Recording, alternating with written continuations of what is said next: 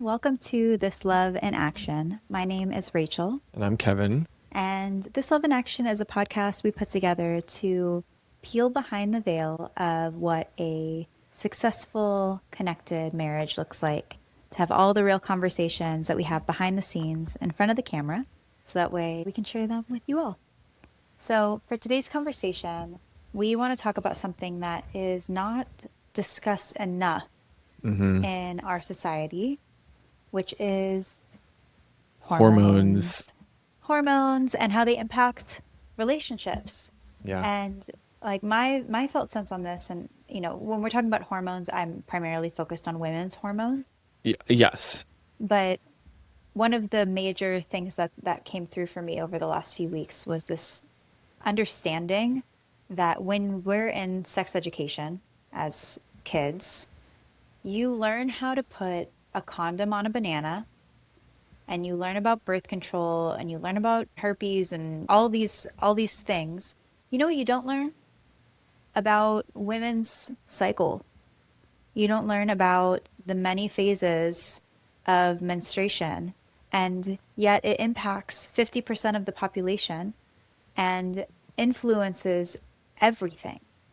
And so to me, especially as a woman, that is so deeply confusing because I didn't even learn what a luteal phase was until I was, in my second or third decade on this planet, and how lonely and isolating it is to go through all that And without that information. it's insane Yeah. that the only thing that I really knew, and I feel like I've seen stuff on social media of men getting asked questions and they have just befuddled. Yeah.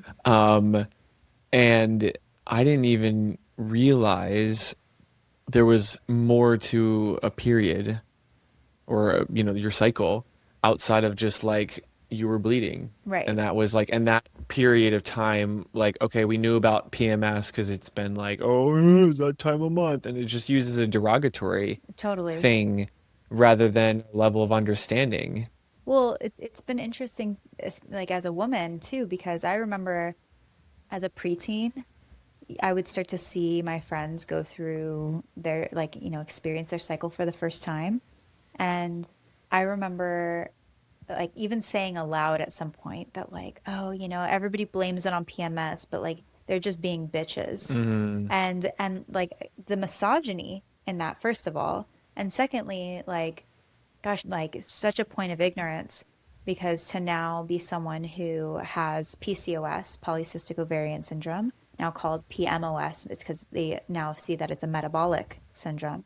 Irregular periods and spiky hormones are such an embedded part of what I navigate in my life. And gosh, I talk to you about this sometimes too, but like there is no way to properly describe what it feels like to be flooded with hormones, or to have hormones feel like they're hijacking your system, and the emotional spirals that you go through as that's happening. And for it to not be discussed or normalized or seen as a hmm. village thing to We're in this experience together. together, Yeah. yeah, is really isolating. So I mean, now that you and I have a regular conversation about it, Hmm. there are a lot of things that we do differently to normalize and to meet my cycle, Hmm. which is just as normal a part of my development as any other thing that It we should go be through. standard that Right. this is it's part of life. It's part of the cycles. Like I think it took me far too long to ever start actively tracking your cycle independent of you just telling me, oh, I'm due in a week or whatever it might be. And that was like, I mean, it took me a long time to even get to a point where I was having regular cycles Hmm. and could get to a point of predictability, which was a huge point of shame for me. And self-doubt was just like, society preaches what regularity means. And anything irregular is like, gosh, why is my body doing this? And now I see like there's wisdom in my body, and I respect my body, and the more I respect my body, the more I start to see more regular flow, and can Hmm. work with my symptoms differently. But yeah, I mean, to be harboring that sense of shame and confusion, and also, what doctors say, which is not very encouraging, of like, oh, that might mean you have difficulty having children. And there's not a lot of research that's done on women. Most research, most medical advice is based off of research that's been performed on men. And when you dig deeper into why that's so, it's because women's hormones make a baseline too unpredictable to study. Hmm. And yet we act like we shouldn't be educated. Let's only test men for how this drug or this thing is going to impact humans, but we're going to sell it to everyone as if hormones don't have a huge impact. Like what you just said, like Right, their hormones throw everything out of whack, so we can't get good readings on the data. Okay, we need to stabilize it versus right. being like, how do we adjust for or include hormones into the conversation? So talk to me about like you as my partner, right? Hmm. Because I think for a lot of women listening to this, I'm sure that they're like, yes, okay, hopefully, uh, either illuminated or in agreement, or maybe not in agreement. But you as my partner, as someone who does not experience their moon, a regular bleed and release in that Hmm. same way, how have you learned to work with my cycle? So I think the first part is actually starting to track it and then doing some research on the different phases. Like I didn't even realize that there was like these four different phases of like luteal and follicular and ovulation and then menstruation, and there's different emotional components to each of those phases based off of your hormone levels. So it's like first step is just where are you in the cycle? And then as I track that, it's like, okay, during follicular, you have a little bit more energy and there's a little bit more playfulness that can start to come through. So let's lean into that. And ovulation, there's a little bit more deeper connection and ease within that. So like maybe that's the And time, sex and sex. and So that's passion.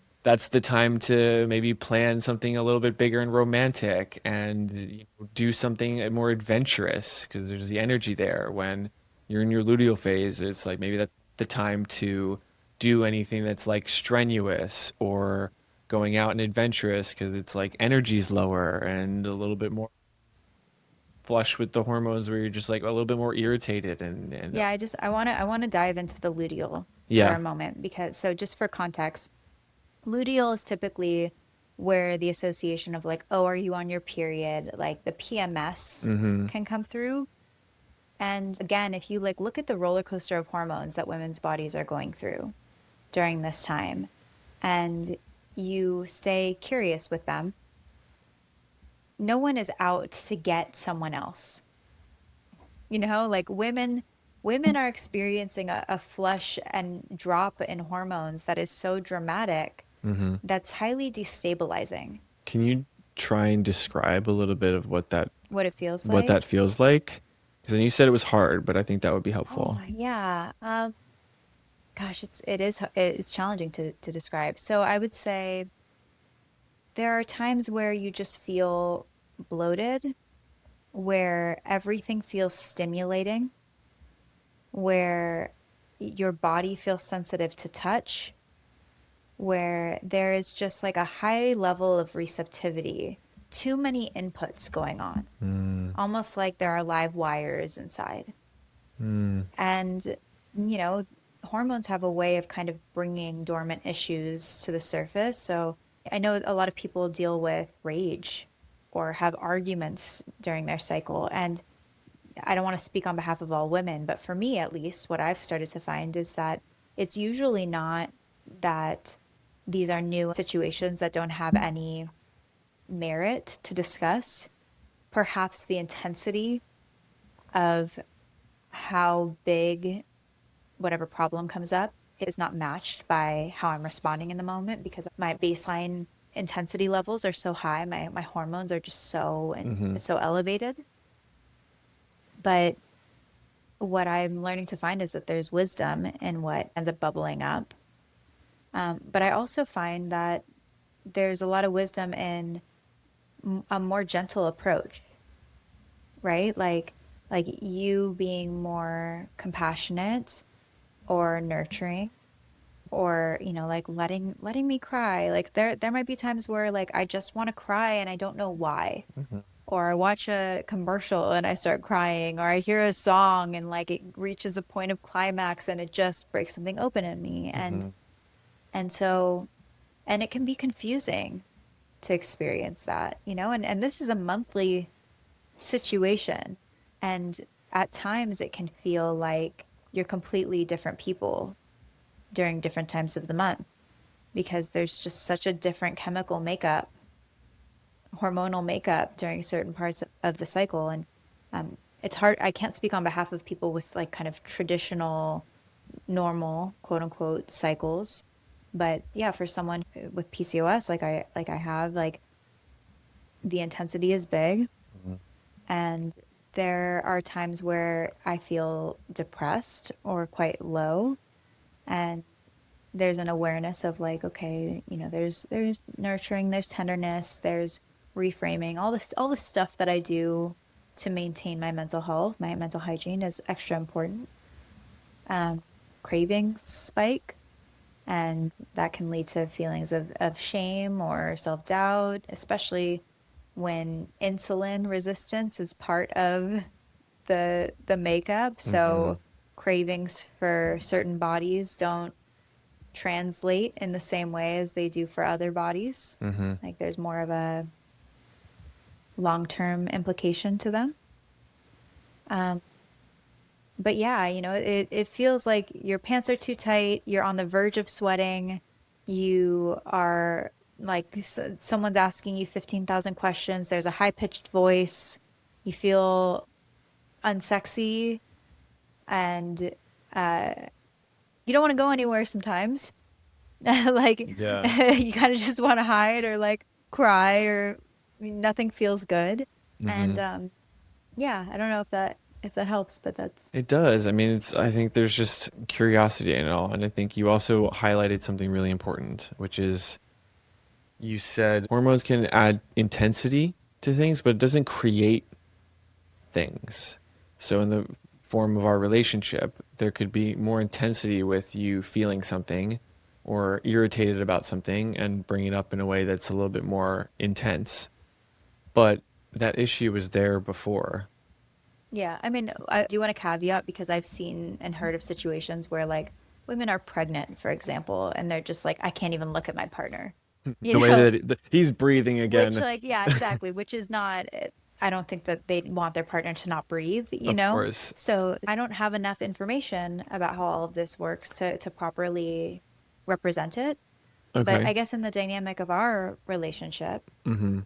and I know you mentioned Mm-hmm. tracking my cycle, working with it, making it a conversation. The one thing I want to point out is how good that feels to receive, Hmm. to know that you care enough about my body and my health and my well-being, to think ahead, to have it on your calendar, to check in, and to make this something that you and I are both working with feels really good. And you've never been like, is it that time again? Like, first of all, that's the worst question in the history of questions. And I can only see that making things it worse. comes with judgment. Yeah. It comes with judgment. And It's very dismissive is what it is. It's like, oh, you have feelings? Well, well, and I also would say, like, if men experience their we cycles, would have monthly PTO for work like, I for mean, 3 or 4 days. there are times where I'm like keeling over in pain because of cramps, Hmm. and I'm just expected to go through my day. And, it's like I think about women who are pregnant. Like, I've had female colleagues be like, it's kind of distracting because I'm sitting in a meeting and the baby is kicking my ribs. And it is astounding what women can do. Absolutely astounding what these goddesses can do. Hmm. And also like it just it needs to be more talked about. Like these Yes. it's so normal. The fact that I throughout the course of my life, when I would go to the bathroom, when I would be on my cycle, I would be hiding a tampon in my jacket or in my pocket. Like I didn't want people to know because it was a point of shame and embarrassment. And I think about that and how normal it is for us it's like if I was embarrassed to go pee, like I didn't want anybody to know that I ever went pee. And it's just fascinating. I mean, I guess it's the same with like defecation. Like people don't ever want to talk about the fact that that happens. Like, but like the fact that this is only representative for women Mm, and the fact that like I learned to hide it rather than bringing people along or like, in indigenous cultures where they celebrate it and they see this as this point of wisdom and filtering for the community. And, there's just this connection with ourselves and our wombs and our feminine bodies that is so deeply ingrained from such a young age, mm-hmm, as though we're bad or embarrassing or disgusting to bleed, or like so many women that I've spoken to, like their partners won't have sex with them when they're on their period. And to me, I'm like I get that there's blood there, but also this is what your body is intended to do, like mm-hmm, and sex can actually be incredible when you're when you're on your cycle. mm-hmm. And so so I Uh-huh. guess okay, as a man, Yeah. there must be some mental hurdles to like when I'm on my cycle. How do you get around that? Is there like does that seem less sexy to you when I'm bleeding? And like what's your journey with navigating that? I can't speak for other men, but for me personally, it has never been any concern or issue if you're bleeding. Not from like a judgment, not from like an unsexy place. I'm just like, yeah, your body does that. How could that? I don't know. To me, it seems so strange that that could be read as unsexy, Hmm. You know what? which is, It's which, it's equating to me right now of like if you were to ejaculate and I'd be like, ew, not that, like don't make that liquid. It's like yeah, it's it's like like, normal. it's just what your body, like, I really struggle to even comprehend that. Yeah. But that's not to say that I'm not conscious or aware that there are, like what you just said earlier, there's plenty of people that are like, oh, no, gross. And it's like, well, get your fucking shit together, dude. That's all you. It has nothing to do with your partner. Yeah. Um, the thing that I struggled with was more on the emotional side of things, Okay. where for a long time in our relationship, and again, it goes back to things that we've talked about here before around me not wanting to be on the bad side of anger. And so I would shrink. So that I think was problematic in our relationship. And I wasn't tracking it, I wasn't focused on that. And you would feel upset or frustrated, whether about something else or on a relationship. And I could feel that. I would tiptoe around and walk on eggshells, which would make you even more mad. And then ultimately, we'd get in some argument. And then typically a day later, you'd be like, oh, I just got my period. That explains so much. And then we'd have a conversation where you'd be like, look, I think the intensity with what I said was maybe not great, but I meant the things that I talked about. And I think for me, I spent a long time trying to shrink and hide away of any time that you were feeling off or hormonal. And my journey has been to just do my work and feel more sure about myself. So that way, you feeling that way is a reflection on me, or I need your validation. It's how can I actually be sturdy and strong during this? And I think part of that comes from actually tracking it and knowing where you are and being able to prepare for it and all these other, I mean, there's so many facets. Yeah. Yeah, I see all of that. And it makes sense. And it's also, to me, learning how your partner operates, like learning how I operate, learning how you operate, is part of the gift of being with someone. Mm. Like the more Mm-hmm. I can see you, the more I can love you. Mm-hmm. The more I can know about you and the more I can understand how you work, like that's fascinating to me. I Yeah. want to know. And I want to know how I operate. And I want to feel into those things. And that's just my natural curiosity. And I feel like at times, because we're not taught to stay curious with our bodily flows, there can be a lot of guarding around them, where it's even hard to talk about. Like, I would be curious how many people listening to this have actually had conversations with their partners about their cycles and about their needs around their cycles, or have even spent the time to reflect on how they feel at certain points or to Mm-hmm. track it beyond just like, this is the day that I get my period. Like, how do my needs shift as the month goes on? There's a whole marketing Instagram situation around syncing and syncing your exercises to the time of month. And wherever you fall in that, that's not the point of this. I think the intention behind it feels good and aligned in that our bodies have different needs every day. And whereas a man can go into the gym or go into life and be very consistent because his hormonal cycles are on a 24-hour period and the spikes and dips are not at the same intensity and there are fewer hormones to work with, Mm-hmm. women don't have that same makeup. And so rather than trying to force ourselves to do what men do and causing so much extra stress to the body, acting like we have a man's body, Mm-hmm.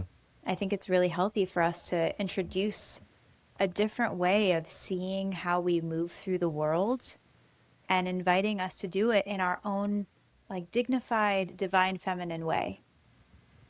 And it's not to say that we can't do what men do, right? Like fuck yeah to women in positions of I would say power. women can do so much more than men Oh my because gosh. it's like you've spent your whole life basically having all of these other fluctuations and you're just expected to continue life as normal, like the example of the woman who was pregnant getting kicked, and you just have to do normal things. And then it's like men get a cold and they're like, I'm so sick, I can't do anything. And meanwhile, women every single month are doing that. And then you see all those videos of men putting like the stimulation packs Oh yeah, right the here cramp to stimulation packs. experience like this is like a 7, and They're then like freaking their out. partner goes and puts on, it's like, oh, this is light, this is Yeah. easy. It's like, oh, what a, and you deal with that. I would love for you to at Let's some do point it. experience one. I Let's do wonder if we it. can rent one. But yeah, and I mean it was the same thing with like IUD removal. Mm. So, men go into the hospital because they have like a, broken finger or whatever. And they're like, oh my gosh. And they're handed medication. Like, I had an IUD taken out or put in during both experiences and given no medication as they're poking a hole in my cervix. It's And you can it's feel everything. It's horrible. It's super uncomfortable. And I mean, like the tools that they use during pelvic exams are super outdated and very uncomfortable. And it's like there's a lot of poking and prodding that happens to women's bodies, and we're kind of used to it.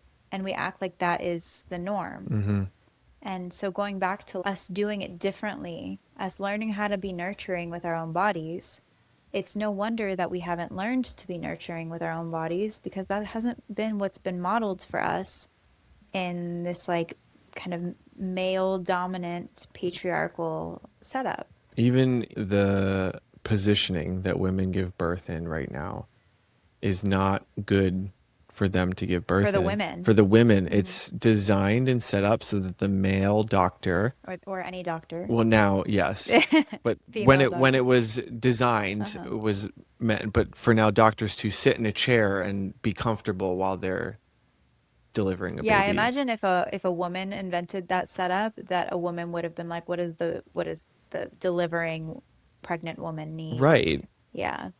But it's in all of these different things. And circling back to the beginning when you were just like you were taught how to put a condom on a banana, but not that you do anything more than bleed once a month.